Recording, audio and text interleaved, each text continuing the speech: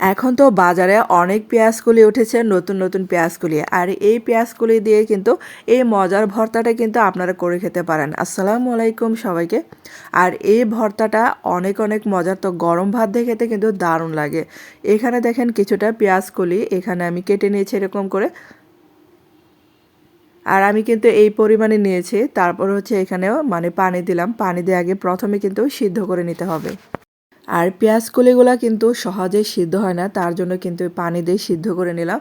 আর এই যে দেখেন পানিটা কিন্তু শুকিয়ে আসছে, তো এখন এই যে নামিয়ে ফেললাম। আর এখন হচ্ছে ফ্রাই প্যানে একটু সয়াবিন তেল দিলাম। তারপর হচ্ছে এখানে কিছুটা এই যে আলু, মানে নতুন আলু ফালি করে মানে পাতলা করে কাটা, সেটা দিয়ে দিলাম। আর এখন এখানে 2টা টমেটো মাঝখান দিয়ে চিড়ে দিয়েছি। আর এগুলাকে ঢাকনা দিয়ে সিদ্ধ করে নিতে হবে। আর চুলার আঁচটা কিন্তু আমি মিডিয়াম আঁচে রেখে এগুলাকে সিদ্ধ করে নেব। তারপর হচ্ছে ঢাকনা খুলে এরকম কিছুক্ষণ পর পর কিন্তু উল্টিয়ে পাল্টিয়ে দিতে হবে।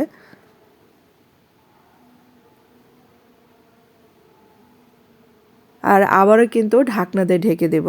আর বন্ধুরা, আপনাদের কাছে ছোট্ট একটা রিকোয়েস্ট, যারা আমার চ্যানেলে আজ প্রথম ভিডিও দেখছেন কিন্তু চ্যানেলটাকে সাবস্ক্রাইব করতে ভুলে গেছেন, প্লিজ তাদের কাছে অনুরোধ রইল চ্যানেলটাকে সাবস্ক্রাইব করে পাশে থাকতে পারেন। আর এই যে দেখেন আলুগুলা কিন্তু সিদ্ধ হয়ে গেছে। আর এখন এই যে কিছুটা শুকনা মরিচ আমি ভেজে নেব। আর প্রত্যেকবারই কিন্তু অল্প পরিমাণে তেল দিয়ে এগুলো ভেজে নিতে হবে। আর এই যে মরিচগুলো কিন্তু ভাজা হয়ে গেছে। আর এখন হচ্ছে ওই তেলের মধ্যে আমি সিদ্ধ করে রাখা পেঁয়াজ কুলিটা দিয়ে দিলাম। আর এর মধ্যে দিলাম হচ্ছে পেঁয়াজ কুচি, তারপর হচ্ছে রসুন একটু মোটা করে কেটে নিয়েছি। এগুলা কিন্তু একসাথে ভেজে নিচ্ছি, আর একটু তেল অ্যাড করলাম এখানে। আপনারা চাইলে কিন্তু এগুলো আলাদা করে ভেজে নিতে পারেন, তো আমার কাছে মনে হয় ঝটপট করলে মানে সময়টা বাঁচে। তারপর দেখেন একসাথে এগুলো ভেজে নিলাম। আর এগুলা দেখেন ভাজা হয়ে গেছে, এই পর্যায়ে কিন্তু নামাতে হবে।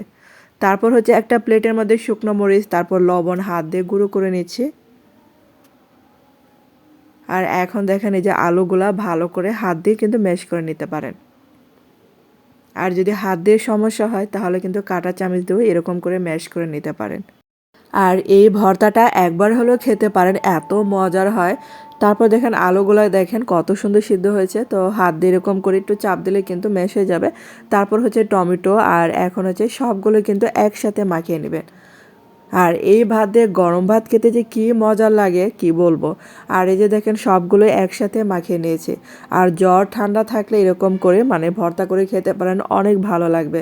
তারপর হচ্ছে কিছুটা ফ্রেশ ধনেপাতা কুচি দিয়ে দিলাম। আর ধনেপাতা কুচিটা অবশ্যই দিবেন, এটার মানে ভর্তার স্বাদটা কিন্তু আরও দ্বিগুণ বাড়িয়ে দেয়। আর আমার গলার বয়স শুনে মানে পাবেন না, মানে কিছু মনে করবেন না, কারণ হচ্ছে আমার গলাটা এমনি বসে গেছে। বয়স দিতে কিন্তু আমার অনেক কষ্ট লাগে, তারপরে কিন্তু বয়সটা দিতে হয়। আর এখন হচ্ছে সরিষার তেল দিয়ে ভর্তাটা ভালো করে মাখিয়ে নিতে হবে। তো হয়ে গেল কিন্তু এই মজার ভর্তাটা। আর এই যে দেখেন ভর্তাটা রেডি, তো গরম ভাত দিয়ে মানে খেতে যে কী মজার। আর আমার এই ভর্তাটা আপনাদের কাছে বন্ধুরা কেমন লাগলো অবশ্যই কিন্তু কমেন্ট করে জানাতে পারেন। আর একবার হলে ট্রাই করে দেখবেন এই মজার ভর্তাটা। তো ধন্যবাদ এতক্ষণ আমার ভিডিওটা দেখার জন্য।